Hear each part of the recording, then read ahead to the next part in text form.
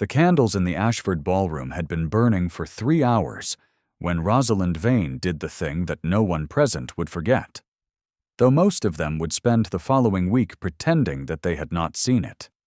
She stood at the center of the room in a gown of gray silk that had been dyed twice over from its original white, and she looked up at the Duke of Crestmore, and she curtsied. Not a shallow bob, the kind a woman gives a stranger at a card party. A full, formal, unhurried reverence. The kind owed to the highest rank in any room, her spine perfectly straight as she descended and rose again, her face composed into something that was not quite a smile, and not quite the absence of one. He had just called her, in front of 30 members of the First Society of England, a woman of no particular consequence. She had curtsied to him as though he had paid her the compliment of the season. What he had not known, in that moment, was that she outranked him by 2 centuries, but that is the end of the story, or near enough to it. To understand how Rosalind Vane came to curtsy to the Duke of Crestmore in a gray silk gown with the patience of a woman who has decided to wait out a storm, one must go back to the beginning of the season, when she was still nothing more than the quiet woman at the edge of every room, the one people looked through without quite meaning to. She had arrived in London 3 weeks before the Ashford Ball, not as a guest of the season, but as a companion to Mrs. Helena Pelham, a widowed friend of her mother's who needed someone sensible to carry her shawl and remember which evenings were committed to which invitations. Rosalind was 24 years old.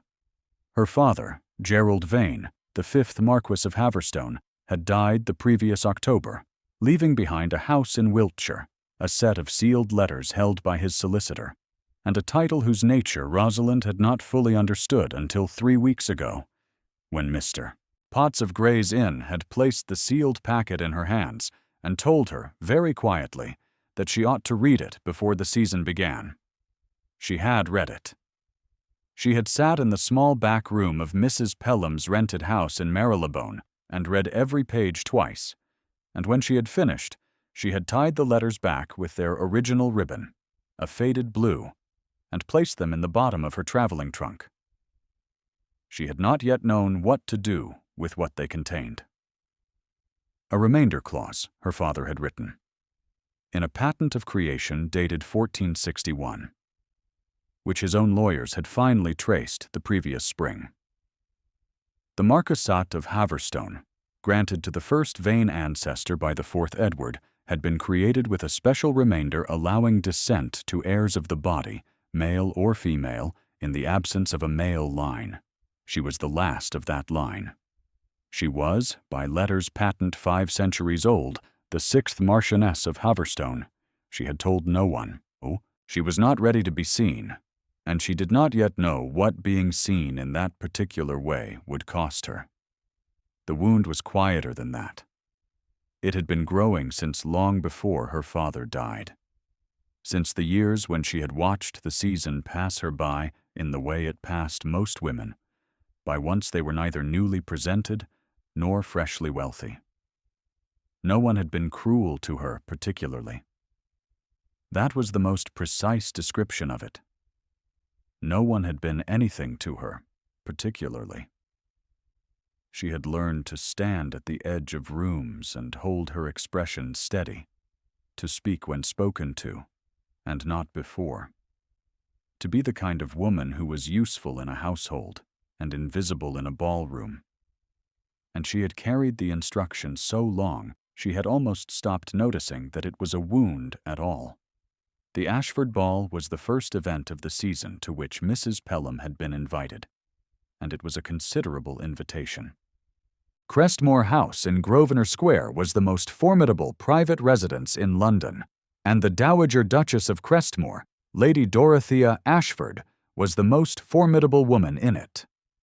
She had presided over the season for 30 years, with the patience of someone who understood that the purpose of a season was not entertainment, but selection, and she selected accordingly. Her own candidate for her son's hand was Miss Cecily Frome, whose family was old, and whose fortune was sufficient, and whose manner had been polished into something very close to perfection. Cecily moved through the Ashford ballroom that evening like a woman who had been fitted to the room in advance, her ivory gown catching the candlelight, and her smile distributed with precise equality across the faces that mattered. Rosalind watched her from the far side of the room and thought, without particular bitterness, that she understood the architecture of what was happening. This was how it worked. She was not bitter about it. She had simply learned to read the room very accurately, and what the room said was that she did not belong to the conversation that was being conducted in it. Edmund Ashford, the Duke of Crestmore, entered his own ballroom late. She noticed him before she intended to, which was the first sign. He was 31 years old, and he moved through the crowd the way a cold front moves through a room, not rudely, not quickly, but with a quality of self-containment that made the crowd part for him without being asked. His face, when she saw it, was the kind of face that had been made grave by something other than years. The jaw was set in a way that suggested practice rather than nature, and his eyes, a light gray under heavy brows, moved across the assembled company with the controlled precision of a man who was looking for something and intended not to find it. He was beside the Dowager within 4 minutes of his arrival, and within 6, he was standing at the edge of a conversation that involved 3 of the season's most prominent hostesses: Cecily Frome at her best angle, and somehow Rosalind herself, who had been standing in proximity to Mrs. Pelham when the circle formed around them. She did not know, in the moment that followed, that anything was about to happen. She was watching the candles in the far sconce, which had begun to gutter, and she was thinking about whether the draught from the west windows was sufficient to extinguish them before the footman noticed. She heard Edmund Ashford's voice before she registered that it was directed at her. "Mrs. Ashford's companion," he said, to no one in particular, and the name was wrong in 2 separate ways at once. Her name was not Ashford. She was not technically anyone's companion by title. She was Miss Vane, and she was present in her own right as a guest of Mrs. Pelham, who was not Mrs. Ashford either. And the casual compression of her into someone else's surname and someone else's service was the kind of small erasure that a man of his rank performed without noticing he was performing it. "I believe you are standing in front of the chair Lady Frome requires." She was not. Lady Frome was nowhere near the chair. There was no chair. It was a dismissal so efficiently constructed that it needed no visible mechanism. She was simply to understand that she was in the wrong place, and that someone of consequence needed the space she was occupying. Rosalind Vane looked at the Duke of Crestmore, and she curtsied to him as though he had done her a great honor. If you have ever watched someone absorb an insult with such perfect composure that the room cannot decide whether the insult landed or not, you will understand what the 30 people around her experienced in that moment. There was a pause in the conversation that lasted perhaps 3 seconds. Then it closed over itself like water, and Rosalind stepped aside, and the Duke of Crestmore turned back to his mother's circle. And that was, as far as the room was concerned, the entirety of the event. She would be glad, later, that she had chosen that response. At the time, she was simply grateful that the candles on the far wall had been attended to before they went out entirely. If this story moves you, a comment is a small but generous thing. But the story is not yet close to finished, and Rosalind Vane has further to go before she arrives where she is going. The insult was not a singular event. It was a category. Over the following fortnight, as Mrs. Pelham's engagements carried them through the season's remaining drawing rooms and dinner parties, Rosalind heard herself referred to in 3 distinct ways, all of which were variations on the same theme. At the Claremont Musicale, one of the dowager's friends leaned past her in the supper line and said to her neighbor, "Mrs. Pelham's provincial, do you mean?" "Yes. She seems quiet enough. I suppose one hardly notices her." At the Hadley dinner, where Rosalind had been seated below the salt in a chair that was slightly too narrow, she heard a gentleman across the table inform his companion that Mrs. Pelham had brought a very plain sort of attendant, the kind that seems to think quiet constitutes presence. And at the Duchess of Barrow's afternoon tea, it was the dowager herself, Lady Dorothea, who looked at Rosalind over the rim of her teacup and said to Cecily, pleasantly and without lowering her voice, "A governess sort, you think? Or simply a woman who has missed her moment?" Rosalind drank her tea. She carried those 3 observations the way one carries a stone in a coat pocket, aware of the weight without attending to it constantly. She had been told, across her 24 years, that she was easy to overlook. She did not require the information refreshed so regularly, but she received it with the same equanimity she brought to everything that could not be changed by protest. What could be changed, and what she chose to attend to, was the situation in the Ashford Library at 10:30 on the morning of the 3rd Tuesday in November. She had been at Crestmore House that morning because Mrs. Pelham had been invited to consult with the dowager about the arrangements for the winter ball, and had brought Rosalind along to take notes. Rosalind had been left in the small corridor outside the library, while Mrs. Pelham was escorted upstairs, and she had been standing there, entirely content with a slim volume she had taken from her pocket, when she heard the raised voice from behind the library door. A child's voice, the specific frequency of a child who is not crying yet, but is approaching it with the focused desperation of someone who has been told, again, that they are wrong. She opened the door without deciding to. Thomas Ashford, Edmund's ward, 7 years old, was standing in the middle of the library with his back very straight, and his chin doing the thing that children's chins do when they are holding everything in with considerable effort. A footman, older and broad, was standing over him with a book in his hand and a look on his face that suggested he had been explaining, at some length, that the boy was not permitted to read this particular volume, in this particular room, without permission. "His Grace has not authorized it," the footman said, and the authority in his voice was borrowed from a larger authority, the kind of man who has found his most comfortable size by attaching himself to a rank above him.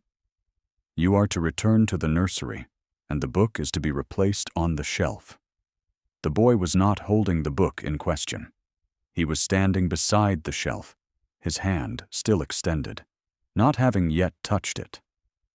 He had been stopped before he could take it. The charge against him was intention, not act. Rosalind looked at the footman, and then at Thomas. And then she said, in the voice she used when she meant for a sentence to be the last one in a conversation, "He is not yet holding the book." A child who has not yet taken a book from a shelf is simply standing in a library, which is where books live, and where readers come. "You may return to your duties." The footman stared at her. She was a woman in a gray dress with no rank that he could identify, and his instinct was to dismiss her the way the room had been dismissing her for 2 weeks. She met his eyes with the specific steadiness of someone who has calculated that she has very little left to lose from this particular confrontation, and something in that calculation reached him, because he replaced the book on its proper surface and left the room. Thomas looked at her. He had her father's eyes, she thought. Or rather, he had eyes of no particular color that shifted with the light, the kind of gray that meant something when the room was pale and something else when the fire was going. He did not say anything. He put his hand on the shelf and took the book he had wanted, which was a natural history of the eastern coasts with illustrations of fish and seabirds, and he sat down in the chair by the window and opened it to the first page. She went back to the corridor, and her own book, and did not see the man standing in the shadowed doorway at the far end of the passage, who had observed everything from the moment she had opened the library door, and who stood quite still for several seconds after the footman had gone before he moved again. Edmund Ashford, Duke of Crestmore, had been in that corridor because he had been following the sound of his ward's distress with the particular vigilance of a man who carries a guilt he cannot put down. Thomas was his brother William's son. William had been a lieutenant in the peninsula, stationed at a position of Edmund's own choosing, in a matter of military coordination that Edmund had believed was sound, and which had turned out to be a decision from which William did not come back. That was the shape of it. It was not more complicated than that, and it was not simpler. He had done what seemed right, and his brother had died for it. And Thomas had come to him at age 4, with the inheritance of that death in his face, and Edmund had loved him with the fierce, helpless precision of a man who knows exactly what he owes and cannot pay it. He had been cold to most things since. Not to Thomas, not entirely, but to the world that kept insisting he occupy a position he had earned by outliving the person he should have protected. The season, the dowager's arrangements, Cecily Frome's gracious proximity, the 30 witnesses at every dinner who were waiting to see him make the correct choice. All of it registered at a distance, behind a wall he had built, not from pride, but from the effort of continuing to function, when function required a discipline that left nothing over for warmth. He had watched Rosalind Vane dismiss a footman twice her size from a room she had no formal authority over, in defense of a child she had met approximately 30 seconds ago. And something in him had shifted. He could not have named what it was, precisely. He would not have tried. He went to his study and sat at his desk and wrote 3 letters that had been waiting a week for his attention. And he was aware, in the way that one is aware of a draft from an imperfectly sealed window, that the quality of the air in the house had changed.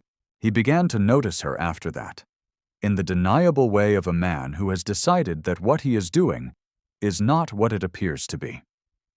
He asked Mrs. Pelham at the Marchfield supper whether her companion was in good health, as she had seemed fatigued at the last engagement. There was no reason for the question. Mrs. Pelham blinked and said that Miss Vane was very well, and Edmund nodded and turned to the man on his other side, and the question hung in the air without an answer. He acknowledged. He positioned himself at the Carew drawing room, between Rosalind and the door, when the room grew cold, and someone mentioned that the north windows were letting in the November, and she stood in the protected space he had created without appearing to notice that he had created it, because she had not yet learned to read his stillnesses as intention. He crossed the room once, at Lady Thurston's evening party, when he saw Lord Bracewell angling toward her with the specific expression of a man who has had too much claret and has identified a woman who will not make a scene. He said nothing to Bracewell. He simply arrived at Rosalind's left side and said quietly, "Miss Vane, I believe Mrs. Pelham has been looking for you for some minutes." And she turned and went, and Lord Bracewell redirected himself toward the punch table, and Edmund returned to the conversation he had left without explaining where he had gone. She noticed the small interventions. She did not know what to make of them. Her wound told her that a man of his rank did not arrange warmth for a woman he had publicly dismissed as someone else's attendant, and so she filed the warmth under the heading of coincidence and kept her face composed and continued to stand at the edges of rooms. The dowager noticed too, and made her calculations accordingly. Lady Dorothea had been planning her son's engagement for 3 seasons. Cecily Frome was the correct choice by every measure she employed: family, fortune, temperament, and the specific quality of deference that a duchess required in a daughter by marriage. She was not a cruel woman, the dowager. She was a woman whose entire interior architecture had been constructed around the protection of a social order that she genuinely believed was good. Because it had been good to her. And because she had built her life inside it so thoroughly that she could no longer see the walls. The gray woman at the edge of every room presented no obvious threat. What she presented, to the Dowager's precise assessment, was a distraction that needed to be addressed before it became a complication. She arranged the announcement for the Hadley card party, before 30 guests, in a drawing room where the furniture was arranged to prevent a rapid exit. Cecily was at her best angle. The solicitor, a Mr. Frome, who was Cecily's uncle and entirely reliable, was present to witness. The Dowager stood at the center of the room and began the speech she had been composing since October, the kind of speech that was technically a communication and functionally a decree. She had been speaking for perhaps 2 minutes, and Edmund had said nothing, which she read as acquiescence, when someone in the back of the room said, in a low, carrying voice, "Is that not the Vane girl? The one who has been attending Mrs. Pelham?" And someone else replied, just as clearly, "I had heard there was something irregular about the family. The father died without proper documentation, I believe. Someone was saying she has been representing herself as a person of quality." The Dowager paused. This was not part of her composition. It was better. She looked toward Rosalind, who was standing at the edge of the room with her gloves held in both hands, her expression carefully still. "Miss Vane," the Dowager said, and the form of address was a small blade, designed to reduce. "Or is there some confusion about your proper title? I had understood you were attending the season as a companion. Certain rumors have reached me suggesting an alternative claim, which I confess I find somewhat difficult to credit. A woman of true consequence does not arrange herself at the edges of other people's gatherings." The room's silence was the particular silence of 30 people who are waiting to see which way a thing will fall. Rosalind looked at the Dowager. The wool of her gloves was soft under her fingers, the kind of softness produced by long wear rather than expense, and she was aware very precisely of the weight of the faded blue ribbon in her trunk at home. She had not brought the letters.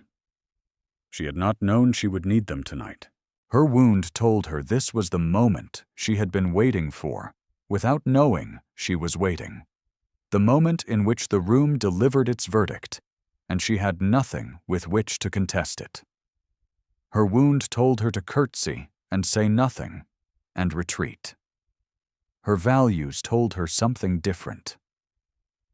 "The letters are with my solicitor, Mr. Potts, who maintains an office in Gray's Inn," she said, clearly enough for the room to hear.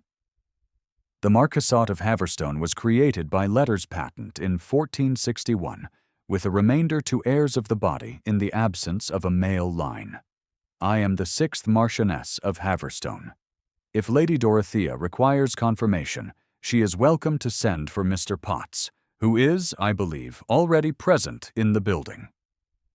There was a quality of suspended time in the room that lasted perhaps 4 seconds.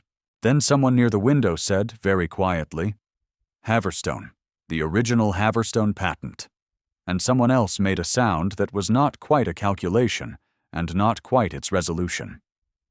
Mr. Potts, who had indeed been invited to the gathering in his capacity as the Frome family's adjacent legal reference, looked up from his position near the fireplace with the expression of a man who has been waiting for his particular expertise to become relevant.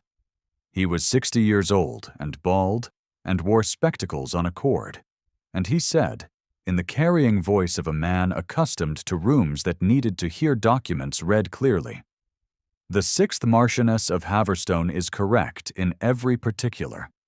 The patent of creation is dated the 14th of April, 1461. The remainder is to heirs of the body, without limitation to male heirs, by specific royal patent. The title descends to Miss Vane in full right."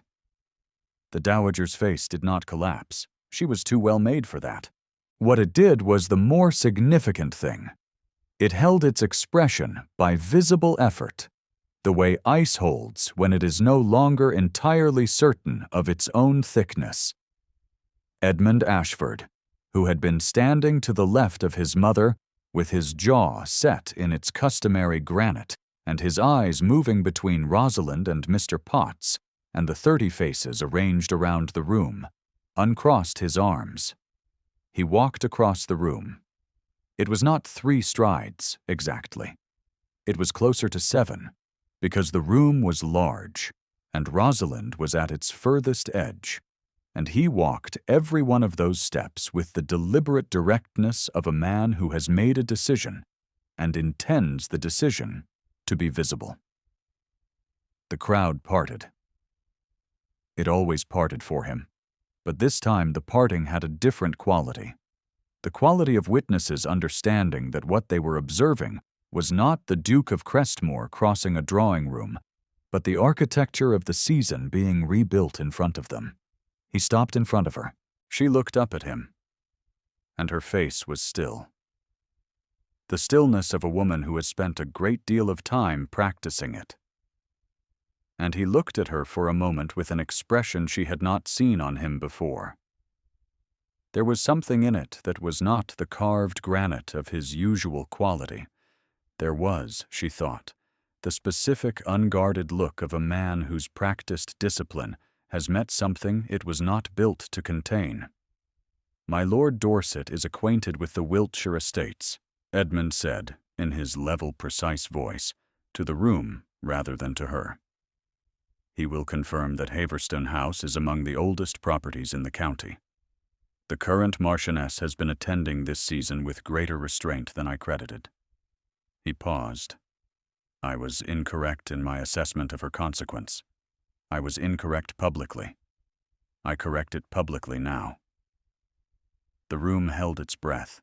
He looked at her, directly, with the full attention of a man who had spent 3 weeks deploying his attention in every deniable direction and had finally decided to point it where it actually resided.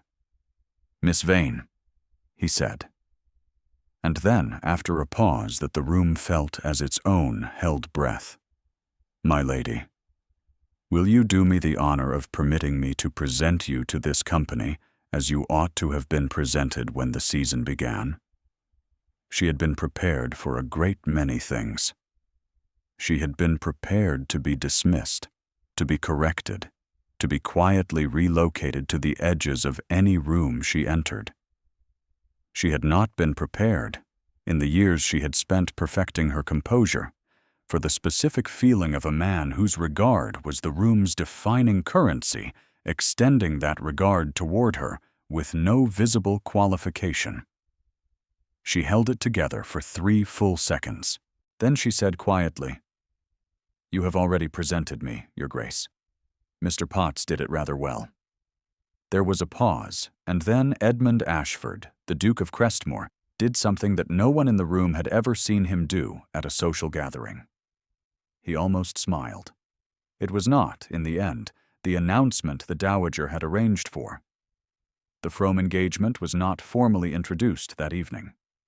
Cecily, to her considerable credit, assessed the room with the accuracy of a young woman who has been trained her whole life to read social weather, and she departed at the first available opportunity on the arm of her uncle.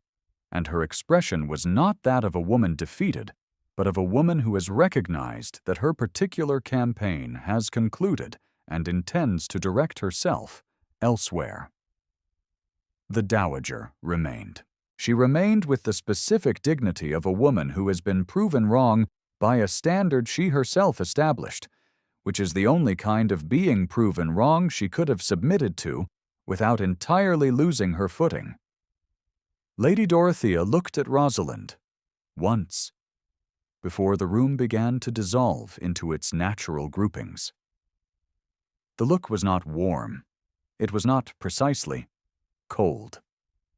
It was the look of a woman who has been protected her entire life by categories, and who has just discovered that the woman she filed in the governess sort drawer was not in that drawer at all, and who does not yet know how to reorganize the furniture in the room of her understanding, but is, at minimum, aware that the furniture needs reorganizing.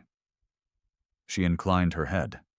It was a small inclination, barely more than a millimeter. Rosalind received it without triumph. In the weeks that followed, Edmund visited Mr. Potts. He called at Gray's Inn on 3 separate mornings, and on each occasion the visits grew longer, and the subject matter, which had begun as a practical inquiry into the Haverstone estate's management, shifted by the third meeting into something that Mr. Potts understood perfectly, but declined to hurry. Edmund was not a man who could be hurried. He was a man who had spent 3 years building a wall between himself and anything that might have required him to put down the guilt he had been carrying since the peninsula, and walls of that thickness do not come down quickly. They come down one specific stone at a time, and the stones, in his case, were the particular memories he was finally beginning to let himself examine. Thomas's face when Rosalind had defended him in the library, the way she had stood in the drawing room with her gloves in both hands and told the truth to 30 people at considerable personal cost. The quality of her silence, which was not the silence of a woman with nothing to say, but of a woman who had learned to select, very carefully, the moments worth speaking into. He came to Haverstone House for the first time in late November, on the 3rd Saturday of the month, when the Wiltshire sky was the color of unpolished pewter, and the lanes were beginning to go soft with the early cold. The house was smaller than Crestmoor, considerably older, and it wore its age the way some houses wear theirs, with the particular authority of something that does not need ornamentation, because its foundations are beyond dispute. He sat in the drawing room, which had 3 windows facing west, and drank tea that was too strong and ate shortbread that was excellent, and he told her, without flourish, that he had spent 3 weeks being incorrect about a great many things, and that he found the process of being incorrect, while not precisely enjoyable, considerably less intolerable than he had expected. She told him, with the precision that was her natural register, that she had curtsied to worse with considerably less cause. He said, after a pause, "That I can believe." She looked at him across the tea-table, and the November light came through the 3 west windows and found the angles of his face, which were, in that light, something other than carved granite. They were the face of a man who was not, for this particular afternoon, performing the discipline his wound required of him. "Thomas asked after you," he said. "He has taken the natural history book from the library shelf 4 times since the afternoon you permitted him to read it. He carries it to the window seat and reads about the seabirds of the eastern coasts. He would like to know if you have seen the sea."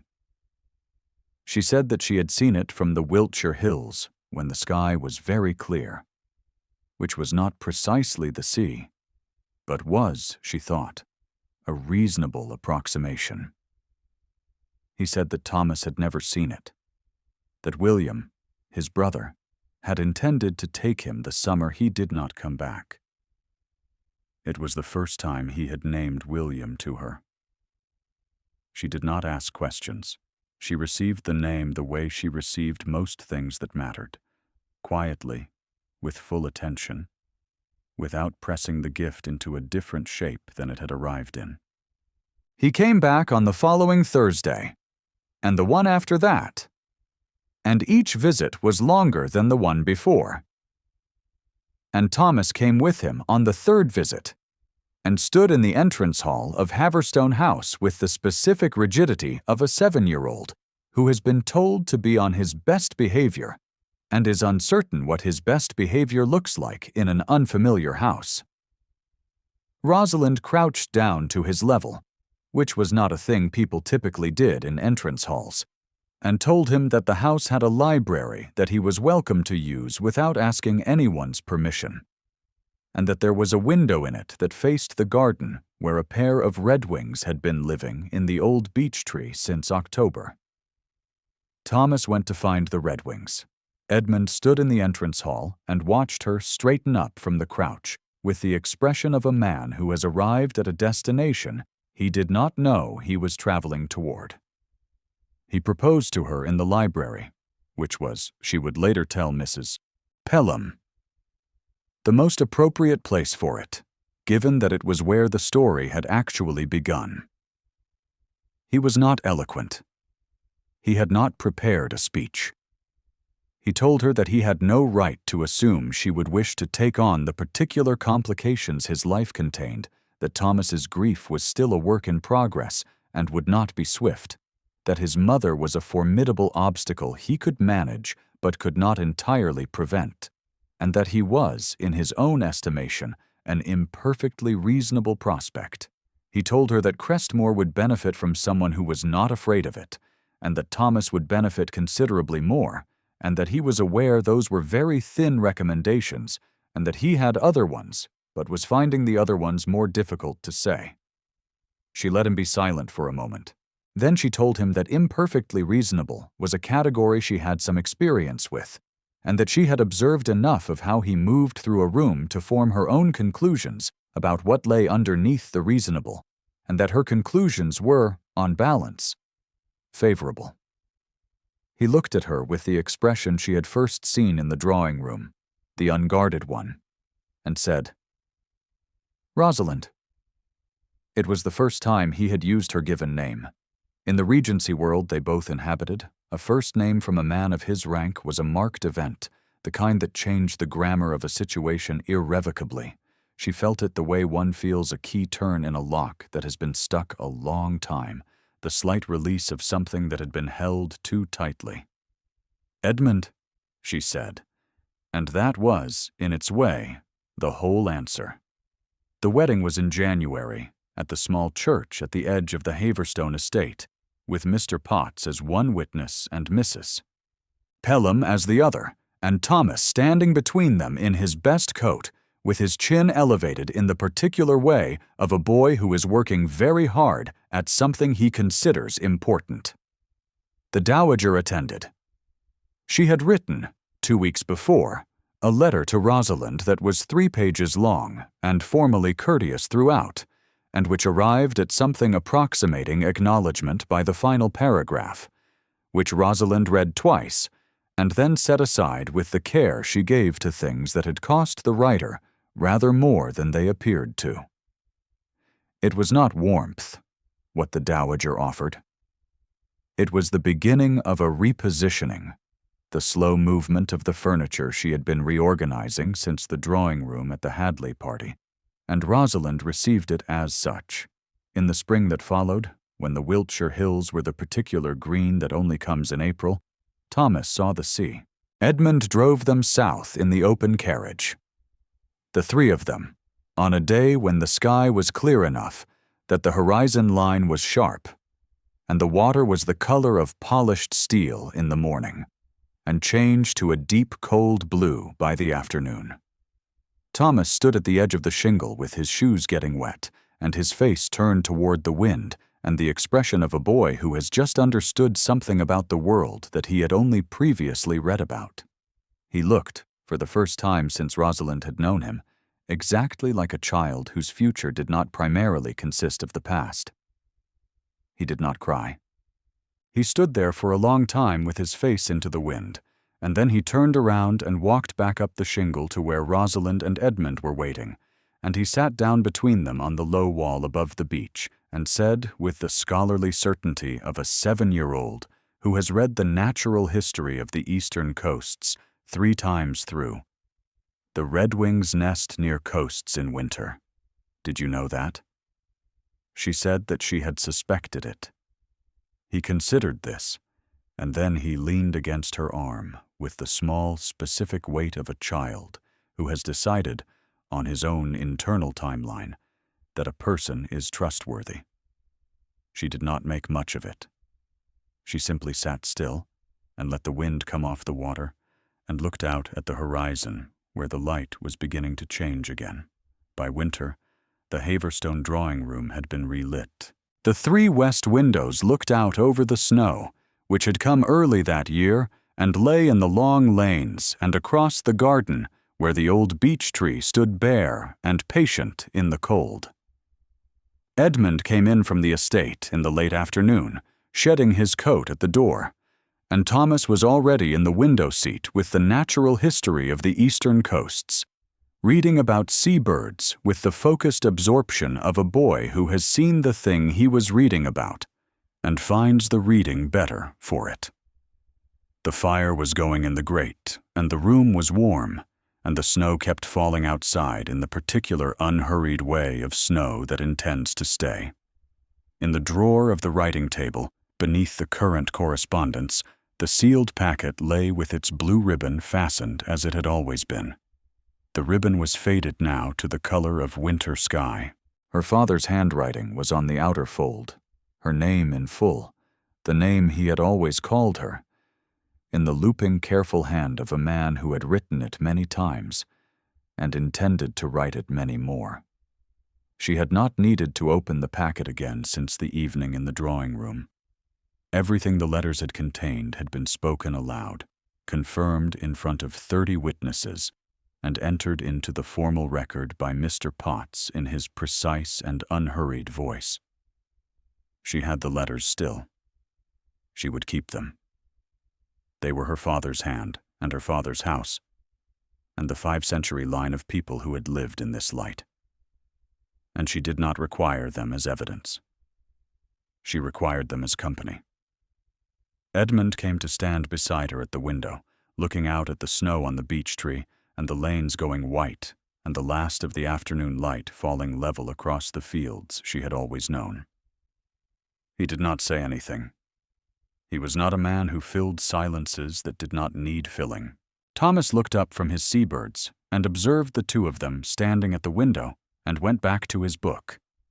And the fire shifted and settled in the grate, and the snow kept coming down.